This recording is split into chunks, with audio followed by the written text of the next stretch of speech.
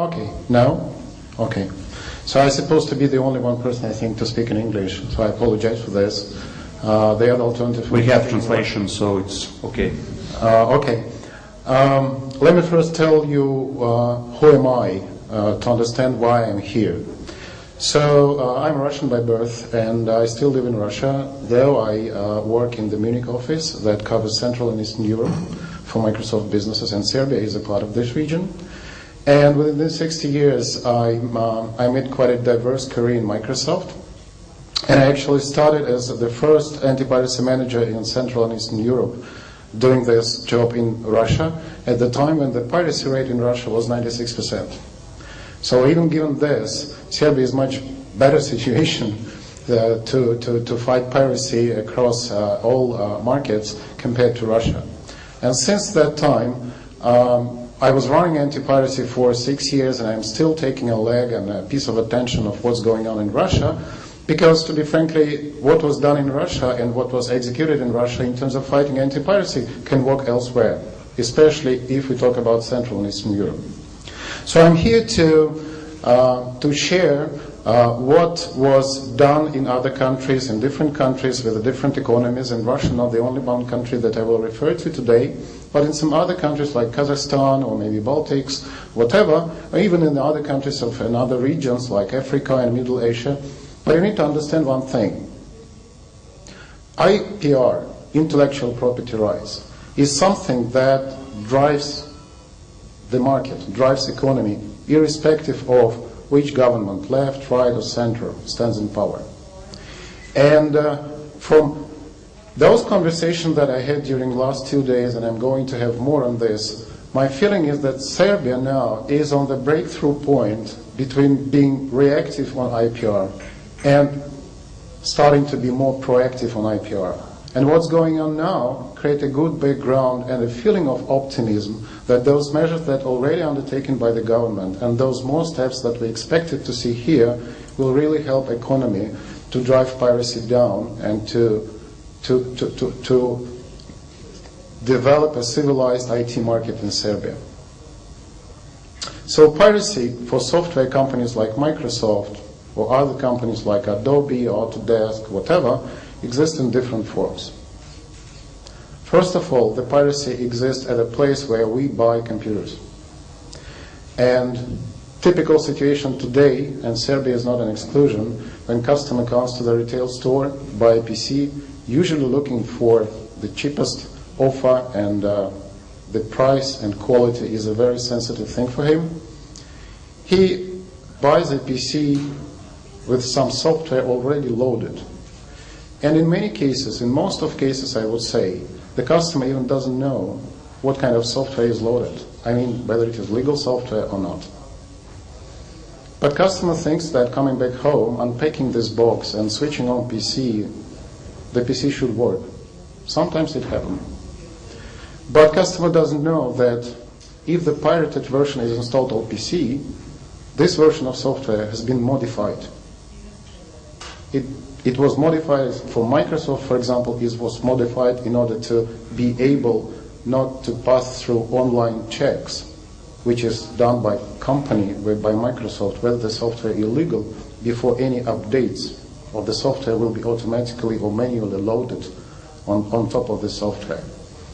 And believe me or not, but any version of modified software creates a risk for customer. And the risk is real. You can imagine that one day your personal photo library that is stored somewhere on your hard drive may appear on the internet because the system was modified and you don't know how it was modified and what's actually inside the system. However, on the surface everything is fine.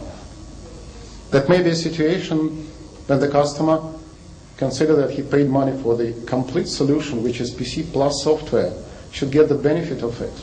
But when the system starts sending message that there's some update to the software that may be installed on computer, and customer says, okay, this is what I paid the money for, I need an updated version, and he clicks, and then the system says, it looks like you have a legal copy of software. We can't validate your license. You won't be able to get an update. And then the customer is really pissed off. He thinks that something wrong. So what I'm saying is that piracy starts with awareness.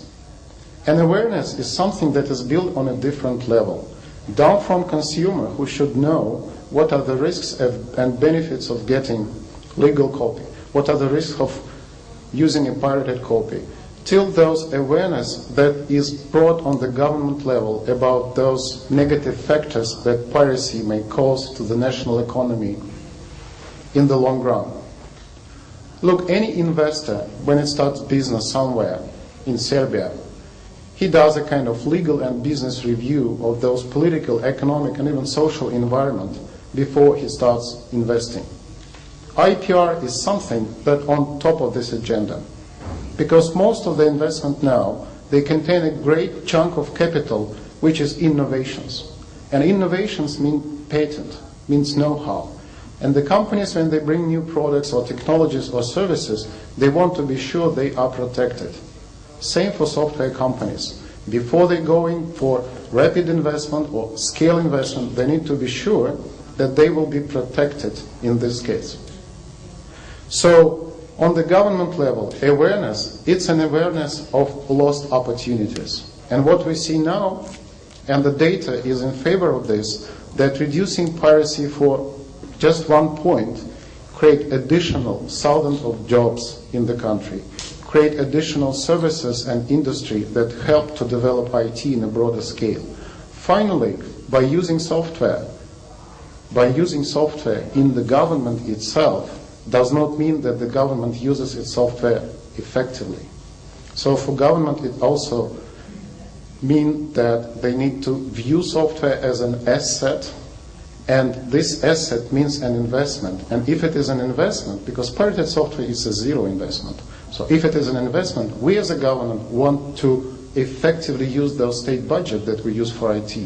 And having the software asset management in place means that the government they are able to see how they can use the software effectively, optimize costs through license agreements, through different kinds of services in order to be more effective. So what I'm saying is that piracy actually hurts everyone, be it consumer or the government server. But there is a wrong perception that the simple way to reduce piracy is just to enforce the law. So hunt for those pirates will change the situation. Another mistaken view is that we can change the situation quickly by enforcing piracy. Let me tell you that experience that we have in the different countries shows several things. Number one, there will be no quick wins.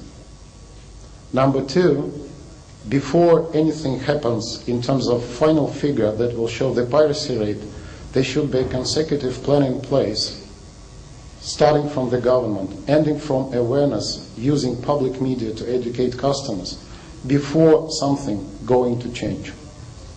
And in terms of doing this, government should lead the process. Government should give an example. Government should send a message to the market that, yeah, we are looking for the civilized society, we are looking for the civilized IT market, we are looking for developed economy, and IPR is something that we need to respect.